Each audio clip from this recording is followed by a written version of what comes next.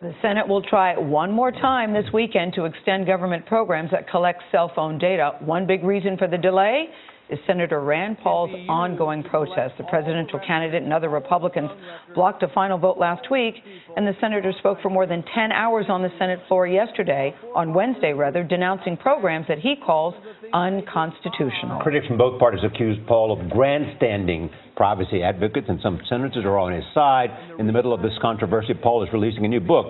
It is called Taking a Stand, Moving Beyond Partisan Politics to Unite America. Welcome back, Senator. Good to have you. Thanks for having me. Let me start with what we just talked about in terms of the introduction.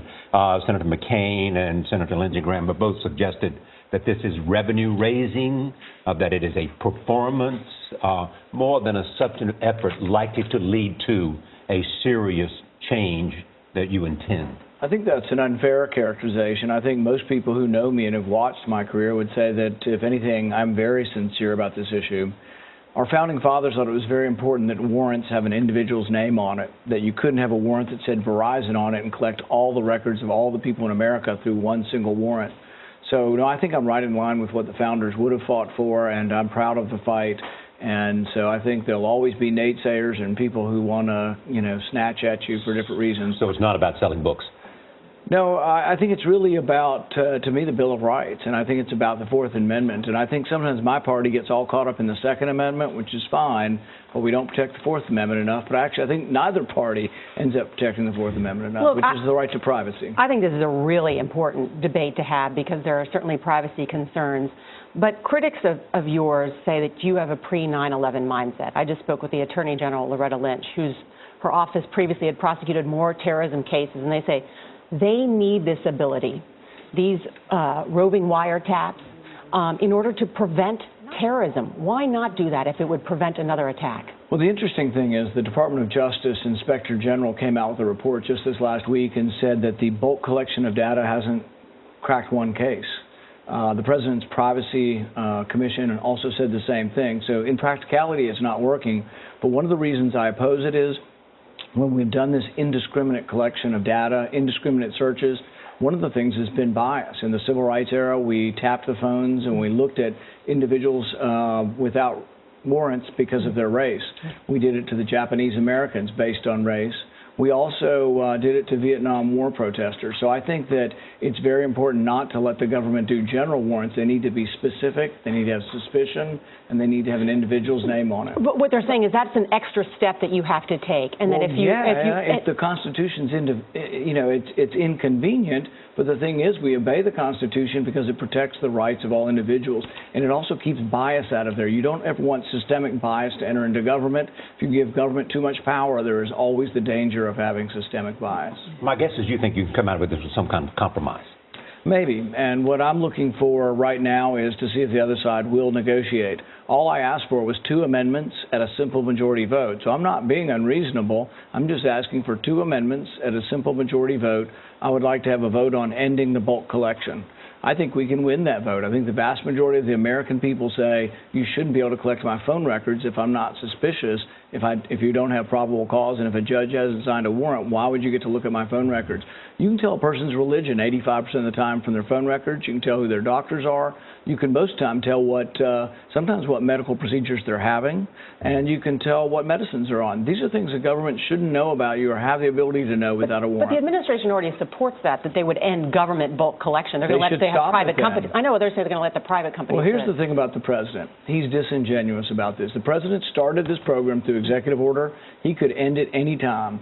The Second Court of Appeals, the court that is right below the Supreme Court, said that it's illegal. Why doesn't he stop it? What's he waiting for? He says, oh, Congress can stop it. He started it on his own. He should stop it. And I've asked the president repeatedly, stop the program. You know, you've come under attack, your book, Taking a Stand, Moving Beyond Partisan Politics to Unite America.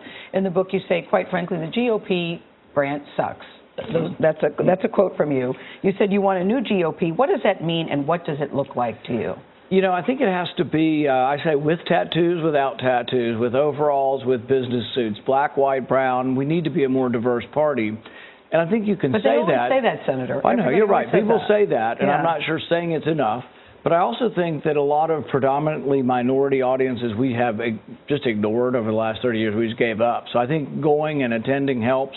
but I think also having something to say. And so I've talked a lot about criminal justice reform. I think the war on drugs has disproportionately affected the African American and the Hispanic population and the poor population in general. I also have talked a lot about privacy and surveillance and how it has had bias in our history.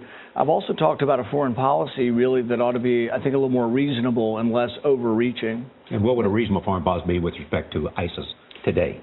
I think we have to do something to stop them, but a more reasonable foreign policy wouldn't have invaded Libya, wouldn't have invaded Iraq. That's past. Well, the thing is the past can also be the future in the sense that your behavior in the past. That's why the question, when people asked Jeb Bush, would you have invaded Iraq knowing what you know now? And he fumbled the question.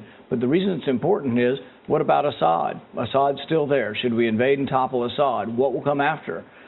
About 2 years ago, I fought against the president and the hawks in my party, saying that we shouldn't topple Assad because ISIS will grow stronger. Should we do more to stop ISIS? I think we should do everything that is necessary to stop ISIS. So what is that? Well, what it takes is coalition building. Is it more weapons to the Iraqi army? It can be a variety of things. More advisors on the ground? It can be a variety of things. One, you need to look at who are the most significant and most effective fighters. Those would be the Kurds. So I would arm the Kurds. Not only would I arm the Kurds, I would recognize the Kurds as a nation. I would take a lot of the equipment that is rotting in Afghanistan and I would give it directly to the Kurds, not through the Shiite government.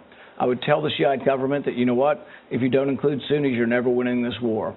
This war will never be won. You can never occupy those Sunni territories. Shiites won't be able to do it, and Americans won't be able to do it. So you need to incorporate Sunnis into the army and into the government in Iraq. You also need a solution between the Kurds and the Turks. I'd like to see Turkish troops on the border of Turkey and helping with this as well. And Shia militias? It's more difficult because the thing is the more the Iranians get involved with the Shiite militias, the more it turns off the Sunnis and pushes them back towards. But if it's necessary to stop ISIS? Well, I think you need everybody that's willing to fight against ISIS, and it's difficult. We have tolerated so far the Shiite militias, and we have tolerated the Iranian influence. I'm not sure we could stop it if we wanted to. The thing is that people need to understand the Middle East is complicated and there are no easy answers. We need to do what we do to protect American interests. That means our consulate in Erbil needs to be defended better than Benghazi was defended, and Baghdad needs to be defended. But the thing is that the ultimate victory is going to become when civilized Islam steps up and civilized Islam says that this aberration that is ISIS is intolerable. How are things with you and Mitch McConnell these days, I'm wondering? I don't think we need counseling yet, but I would say that... Kentucky bourbon, perhaps? Okay. Yeah, no, we actually we have a very personable relationship. We are friends, and we get along fine. On the NSA thing, we are on opposite sides. But I think we both keep it very civil. I've not had any harsh words with him or him with me. All right. And I'm still hoping that we can find an arrangement that ends bulk collection. And if they were able to defeat me and reauthorize it, that may well occur, but it'll only happen if they let me have a vote on ending bulk collection. Well, to be continued for sure. Thank you, Senator Rand Paul.